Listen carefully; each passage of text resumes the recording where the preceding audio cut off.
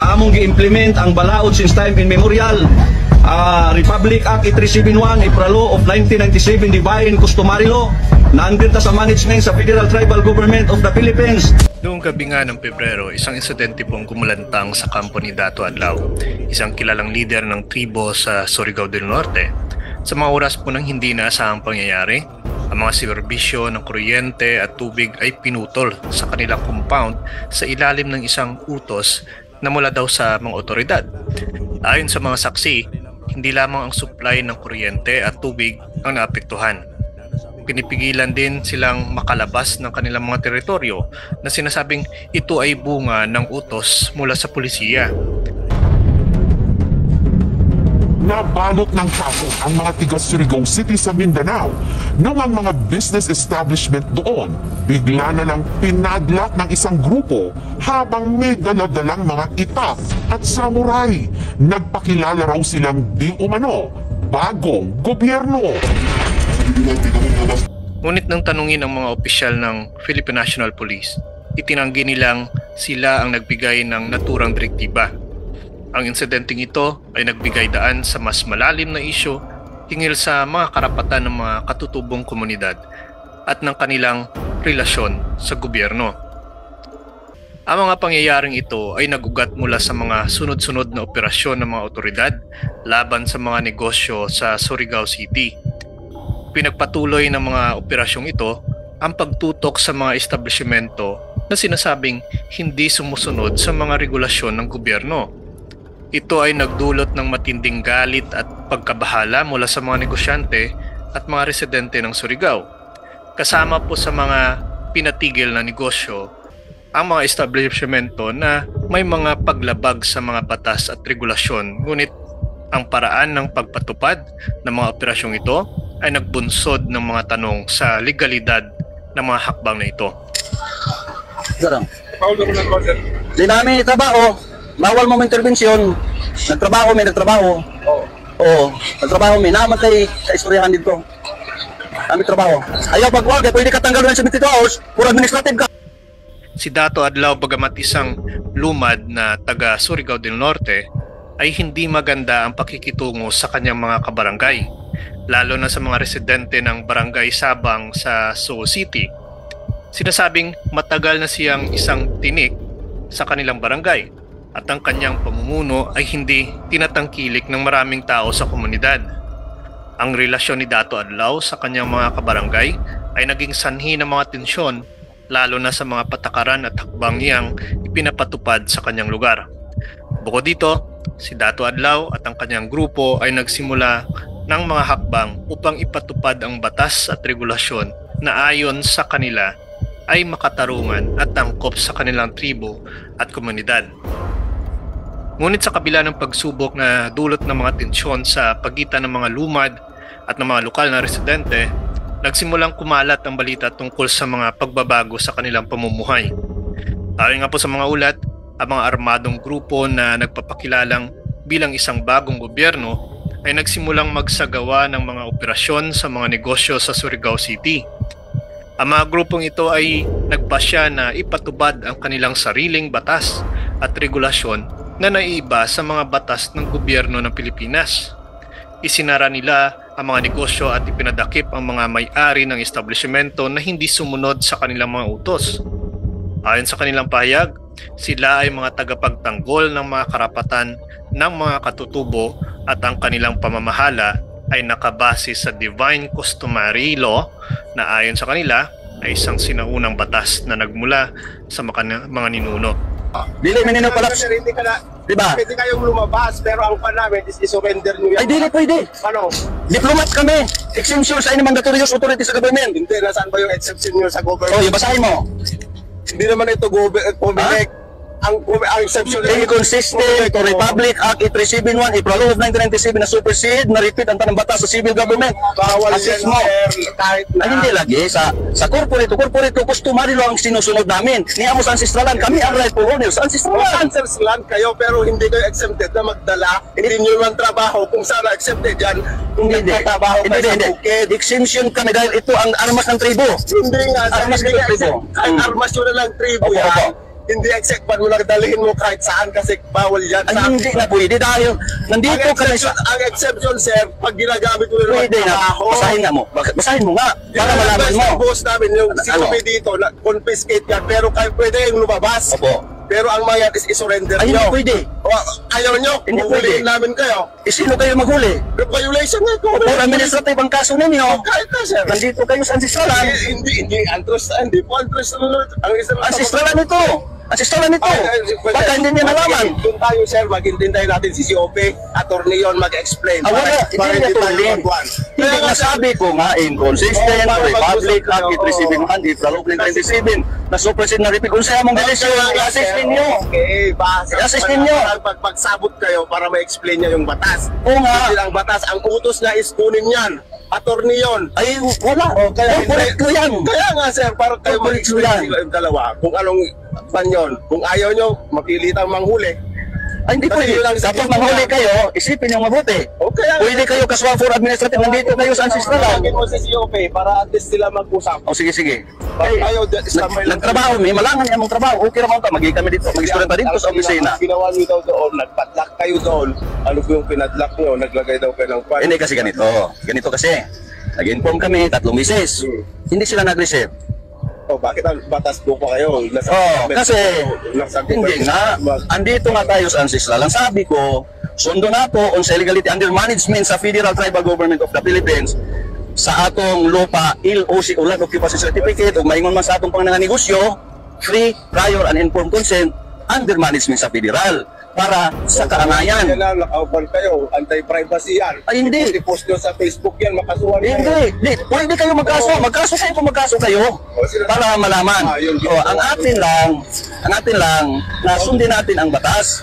Kung O, batas din nyo sinasabi. so kung ngayon, hindi niyo kami pa padaanin, pati yung ibang sasakyan, wag na natin pa Hindi, ano daanin. ba yan? Bakit? Ano po Ha? para Hindi, nandito nga tayo sa ancestralan. Islam ka po ba? Consider, Hindi. salahan nyo ba sa inyo na ito? Ang buo? Hindi nga, hindi ka intindihin mo nga, Dong, intindihin mo. Wala pang Republic of the Philippines kaming mga dako ng decision maker sa ancestralan para sa kaangayan. Hindi pa ano kung serbi ng gobyerno kung yung sarili yung batas ang pinapa-implement nyo. Hindi, assisting nga na to. Uban ba ka nang magsinabtanay para mag-assist ang civil government sa divine customary law? Kay supreme ang customary law since time immemorial. Yan ang batas na hindi nakasulat. Batas ng Diyos. Batas ng Diyos yan. Oo, batas po lang. Diyos. Oo. May gobyerno pa rin tayong sinusunod. Oo. Hindi yung batas nyo lang kahit sino ang una noon. Hindi nga, para i-assist nga. Wait lang. Para, sige. Okay.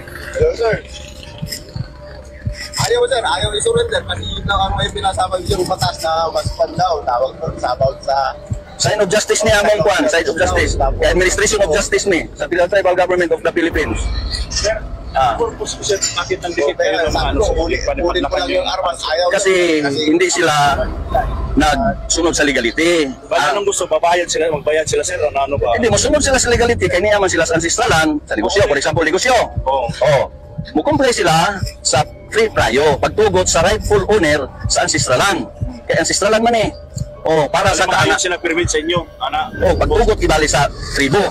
Pagtugot sa tribo. Bali, an example yung seriya sila madungulo sa inyo, kay kuya mo, mga yun ng permit bali sa inyo ng kuhan. Di mo na tag-inform sila tulo ka bisis nga mo. Tapos di man sila mo receive. O di man mo receive. So karon mo na naitabo kung gusto nila, mubaba sila sa federal para magpadayon ng ilang negosyo. Bali mo ipon sila sa inyo. Dili mo musunod lang sa batas. Coordinate bali. Na may pagtugot ba sa tribo? May pagtugot. Kaya ang tribo man ang mga colonies ang sistalan. O kana naman namong gihangyo. Respeto ba? Karon kay magpa-receive katawakan raman. Tabuan na sir, maki-istorya sa inyo. Kana sabot-sabot ragod. Kung sa legality mo itong subayon para sa kalinaw. O dili ta ng kagubot kay pareho ta Pilipino. Dapat maghiusap ta. Ana raman. Kung dili sila mo comply, di sila pwede mag-break. Kaya naman sila sa ancestral. Kung gusto nila mo magkaso sila para mapamatudan nila. Kaya ang tao, to is to believe mong God. Di ba? So ana lang. Na yamong buti pasabot. Ang mga negosyante ay mga residente ng Surigao City ay nagulat sa mga pangyayaring ito. Pinipilit ng mga armadong grupo na ipatupad ang kanilang mga batas at regulasyon sa pamamagitan ng puwersa at hindi nila ipinagpapaliban ang kanilang mga hakbang. inconsistent to Republic Act 8371, a law of 1997, divine customary law, since time immemorial, na under sa management sa Federal Tribal Government of the Philippines. Yan lang. Batas ang sinusunod namin para sa kalinaw, kaangayan, panagsiusa. Dato, tag-warningan kita ha. Opo. O kung marami, hindi ako, Dato, ako... wala pang Republic of the Philippines. Pamati, Anaya. Kami mga dato ng decision makers ancestralan. Pamati ha. Kano sa kami dili nagrespeto sa balaod niya? Ganun ang imo na balaod sa bang imo mato. Tapos naman ang 50 years. Tanong ko. Oo. Tapos na ang 50 years sa civil government. Nag-invoke ka ng respeto sa kahustisya ha? Opo. So ngayon, You must know how to respect sa kamag... di ka mag-in-English. Dili ko kasabot og in-English. Kay tribo ko. Bisaya rata. Bisaya rata. Batas sa batas. Inconsistent to Republic Act 8371 in Law of 1997 na supersede na repealed. Ang tanang batas sa civil government will only assist, protect, promote the right of indigenous cultural communities. Ha? Mao? Rights na mo. O rights na mo. Magkaso kayo. Yan lang. Kung sa legality sundin natin, dahil nandito kayo sa ancestralan, dapat mag-comply kayo ng free prayo sa kay Polonia sa ancestralan na mag-operate kamo sa ancestralan.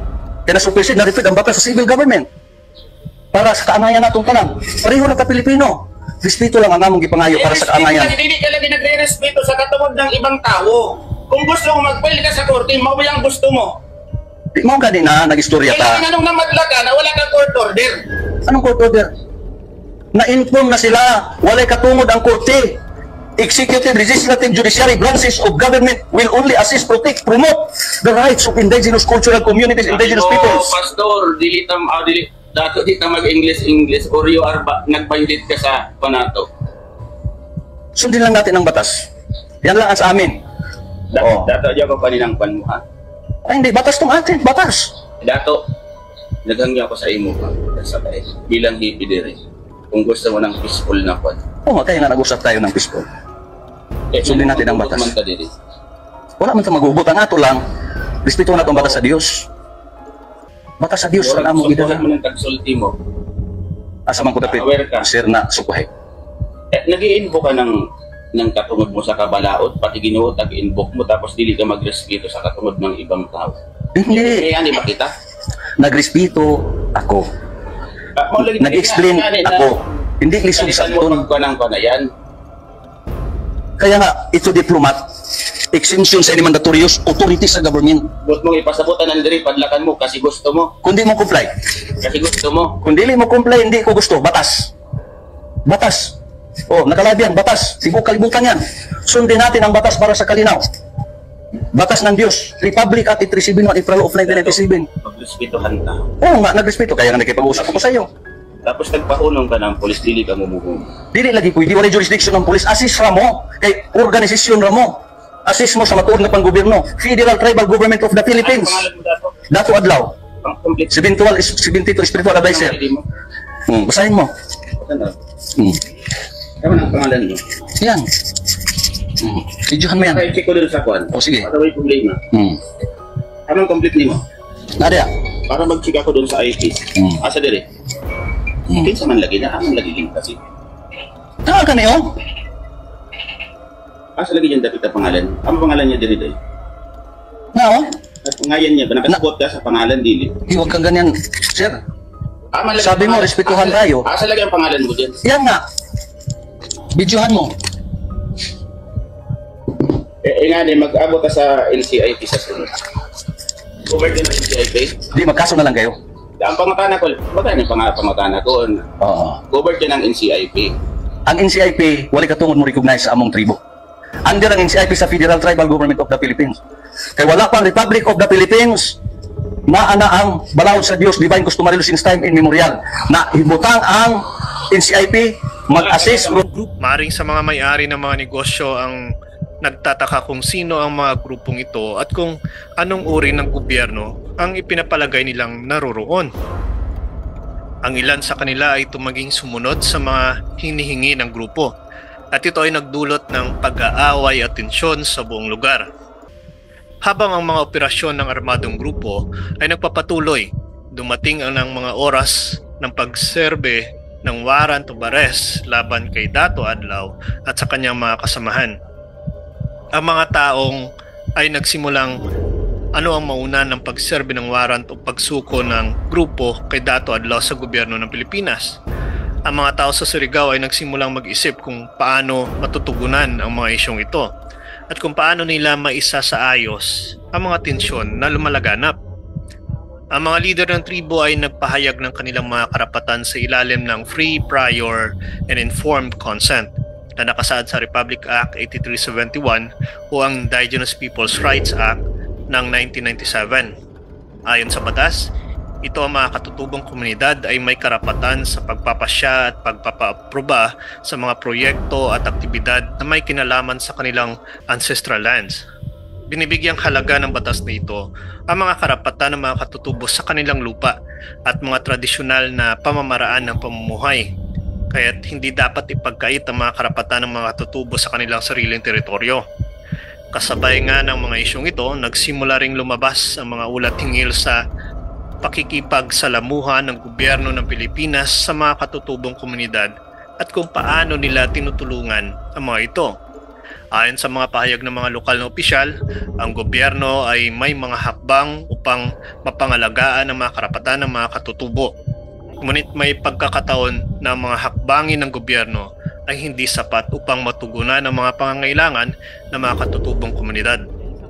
Ang mga lider ng tribo ay patuloy na nananawagan na igalang ang kanilang mga karapatan at tiyakin na hindi sila ipagsawalang bahala ng gobyerno. Ayon sa isyong ito ay nagpapakita ng isang malaking gap sa pagitan ng katutubong komunidad at ng gobyerno ng Pilipinas. Bagamat may mga batas na nagsisiguro ng karapatan ng mga katutubo, ang mga implementasyon ng mga ito ay hindi palaging malinaw o epektibo. Habang nagpapatuloy ang operasyon sa Surigao City, ang mga tanong tungkol sa batas, karapatan at katarungan ay patuloy na sumig sa mga puso ng mga tao. Sa uli, ang mga pangyayaring ito ay nagsisilbing isang paalala na ang mga isyong katulad nito ay hindi madaling malutas at nangangailangan ng masusing pag-uusap at pagkakunawaan sa pagitan ng mga katutubong komunidad at mga otoridad at ng gobyerno ng Pilipinas. Habang ang kasamahan ni Dato Adlaw ay patuloy na nagsasagawa ng mga hakbang upang ipaglaban ang kanilang mga karapatan, ang gobyerno ng Pilipinas ay patuloy na sumisikap na mapanatili ang kaayusan at kaligtasan sa lugar. Ang mga lider ng tribo, kasama ang mga lokal na opisyal at mga miyembro ng komunidad ay nagsisikhay na magtulungan at ipagtulungan upang matiyak na ang mga karapatan ng bawat isa ay nasusunod at ang batas ng bansa ay maipapatupad ng tama at makaturungan. Sa uli, ang mga pangyayaring ito ay nagsisilbing isang testamento ng hamon na kinakaharap ng mga katutubong komunidad sa Pilipinas at kung paano ang mga isyong ito ay nangangailangan ng masusing pag-unawa at pagkakaisa upang magtagumpay sa mga laban ng mga katutubo para sa kanilang mga karapatan at kalayaan.